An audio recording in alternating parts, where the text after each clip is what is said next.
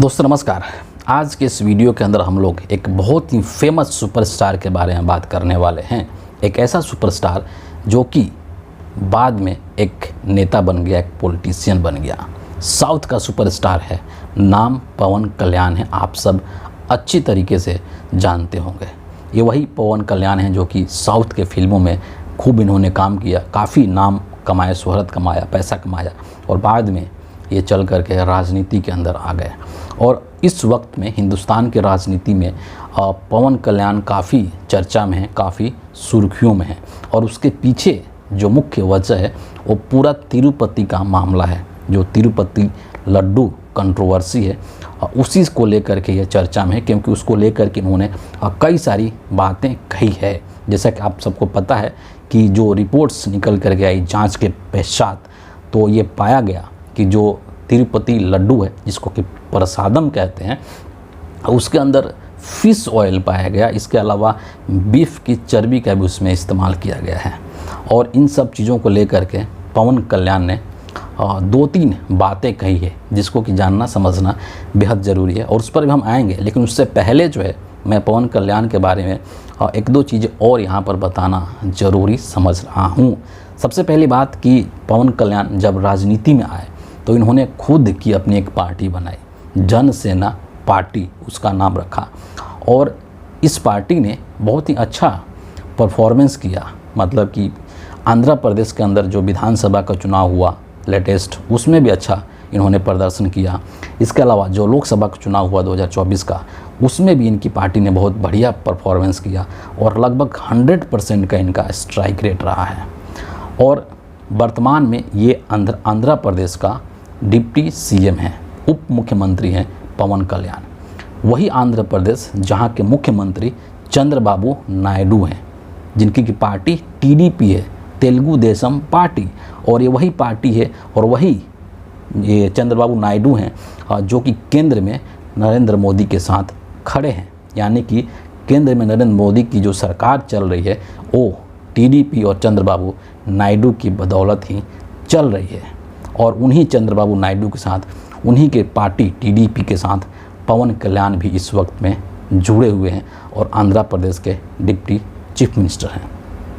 अब ये जो पूरा मामला हुआ है तिरुपति लड्डू कंट्रोवर्सी को लेकर के, और ये जो पूरा चीज़ हुआ, उसमें दो तीन बातें इन्होंने कही है। सबसे जो अहम, जो सबसे महत्वपूर्ण है, वो ये इन्होंने कहा है कि जो भी चीज़ें तिरुपति लड्डू को लेकर के हुआ है, उससे मैं बहुत ही दुखी हूँ, मुझे बहुत ही बुरा लग रहा है और मैं प्रायश्चित करना चाहता हूँ। और प्रायश्चित करने के लिए मैं 11 दिन का उपवास करना चाहता हूँ और ये उपवास कर रहे हैं। इस चीज़ को लेकर के बाकायदे इन्होंने, जो डिप्टी सीएमओ है आंध्र प्रदेश का, वहाँ से एक ट्वीट भी किया गया है और साथ में एक लेटर टाइप का भी इन्होंने इशू किया है, जारी किया है कि बालाजी मंदिर के प्रसाद वाले जो लड्डू हैं उसमें जो कुछ भी गड़बड़ियाँ की गई हैं, उससे मुझे बेहद दुख और पीड़ा पहुंचा है और इसीलिए प्रायश्चित करने के लिए मैं 11 दिन तक उपवास करने जा रहा हूं।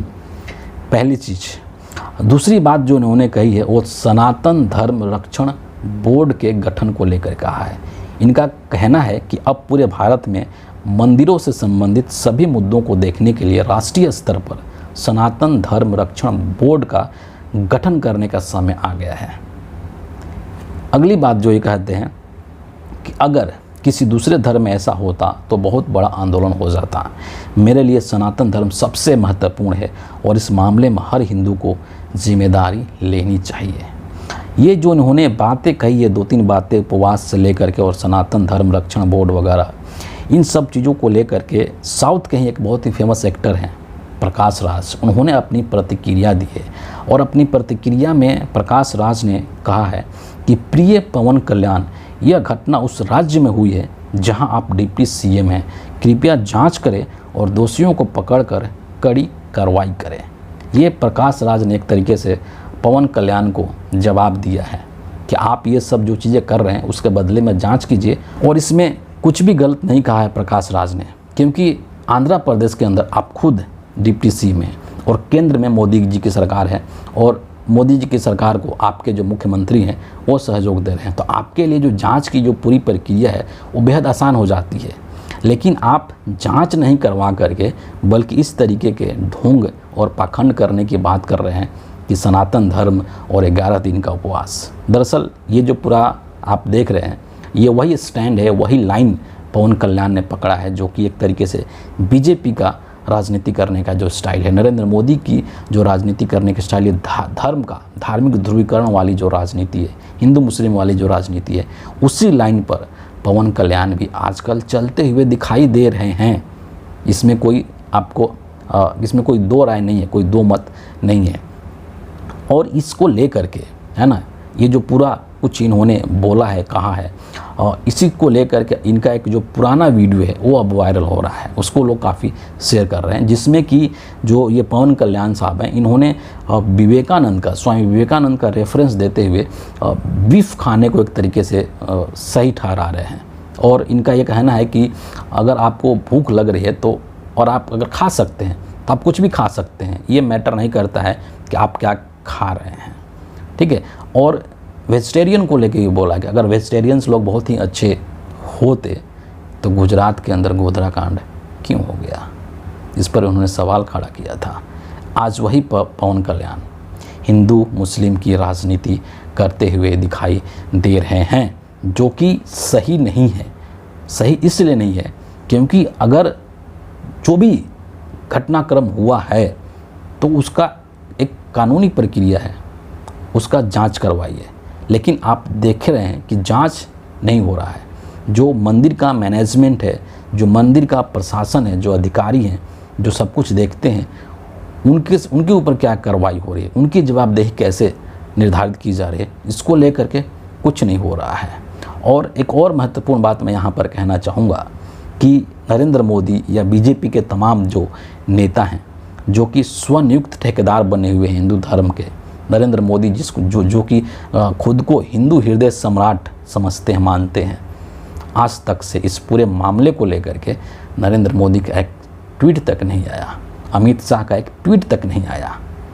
जबकि जो नेता प्रतिपक्ष है हिंदुस्तान के, राहुल गांधी, उन्होंने इस पूरे मामले को लेकर के ट्वीट किया और इसको बहुत ही खेदजनक बताया। और साथ ही उन्होंने यह भी कहा कि जो भी धार्मिक स्थल है उसकी पवित्रता को सुनिश्चित करने की जिम्मेदारी प्रशासन की है।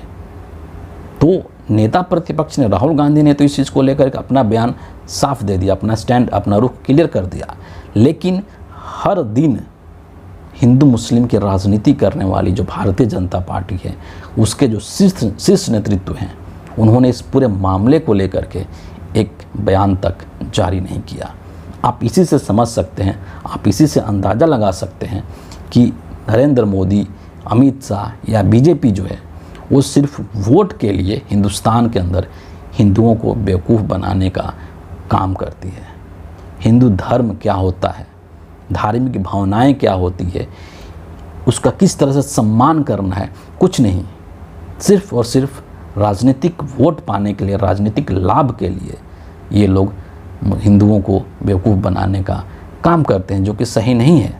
वरना अगर ये लोग चाहते तो इस मामले पर कार्रवाई कर सकते थे, जांच अच्छे तरीके से जांच करा सकते थे और उसके ऊपर जो दोषी लोग हैं उसको सज़ा दीजिए, उसके बारे में खुलासा कीजिए पूरे देश में, ताकि सबको पता चल सके कि कौन वो व्यक्ति है जो कि प्रसादम के अंदर गाय भैंस की जो चर्बी है उसका इस्तेमाल करवा रहा था, कौन व्यक्ति है जो उसके अंदर फिश ऑयल डलवा करके लड्डू बनवा रहा था, लड्डू बनाने वाला कौन था, कहाँ से चीज़ें आ रही थी, किस कंपनी से, तमाम चीज़ों का जांच होना चाहिए ताकि इस पूरे देश के सामने जो है ये खुलासा होना चाहिए। लेकिन आप देखेंगे कि जो बीजेपी है और एक तरीके से इस पूरे मामले पर साइलेंट मोड में चली गई है। कहीं ना कहीं बीजेपी बचना चाहती है, क्योंकि आपको एक बात और याद होगा कि वही भारतीय जनता पार्टी है या वही नरेंद्र मोदी की पार्टी है जिन्होंने की बीफ कारोबारियों से, बीफ के जो ट्रेड करने वाले जो लोग हैं उनसे करोड़ों रुपया इलेक्टोरल बॉन्ड के रूप में चंदा लिया था। ये वही नरेंद्र मोदी है, वही नरेंद्र मोदी की पार्टी है। तो दरअसल मेरा यहाँ पर कहने का मतलब ये है कि चाहे वो पवन कल्याण जैसे लोग हैं, जिनको हम ये भी कह सकते हैं कि 900 चूहे खा करके बिल्ली चली हज को, या फिर नरेंद्र मोदी और बीजेपी पार्टी के जो लोग हैं, ये लोग सिर्फ मौका परस्त हैं, सिर्फ राजनीतिक फ़ायदे के लिए चीज़ों का इस्तेमाल करते हैं। इनको किसी के भावनाओं से कोई लेना देना नहीं है ना। और इस चीज़ को इस देश के लोगों को समझना होगा और खुद आपको ये डिसाइड करना होगा कि आप इनकी गंदी राजनीति का शिकार होना चाहते हैं या आप अपने धार्मिक भावनाओं को बरकरार रखना चाहते हैं, उसका राजनीतिकरण नहीं होने देना चाहते हैं। क्योंकि नरेंद्र मोदी ने पिछले 10 सालों के अंदर धर्म का राजनीतिकरण कर दिया है, हर चीज़ का राजनीतिकरण कर दिया है, भगवान राम का राजनीतिकरण कर दिया है। और सिर्फ इनका एक ही उद्देश्य होता है क्या, कि उसका राजनीतिक लाभ लेना। चुनाव के समय में, चुनाव के मौके पर हिंदुओं को बरगला करके, उनको गुमराह करके, धार्मिक ध्रुवीकरण करके, हिंदू मुस्लिम का एंगल उसमें डाल करके और हिंदुओं का वोट ले लेना। आपकी भावनाएं कितनी आहत हो रही हैं उससे इनको कोई मतलब नहीं है। और पवन कल्याण जो इस वक्त कर रहे हैं, ये मेरी नज़र में टोटली ये ढोंग है, पाखंड है। और प्रकाश राज ने जो कहा है वो बिल्कुल सही कहा है कि आप वहाँ के उप मुख्यमंत्री हैं, आप इस पूरे मामले की जांच करवाइए और जो भी दोषी पाया जाता है उसको कड़ी से कड़ी सज़ा दिलवाइए, न कि ये उपवास करने का ढोंग रचिए। फिलहाल इस वीडियो के लिए इतना ही है। आप सभी का बहुत बहुत धन्यवाद।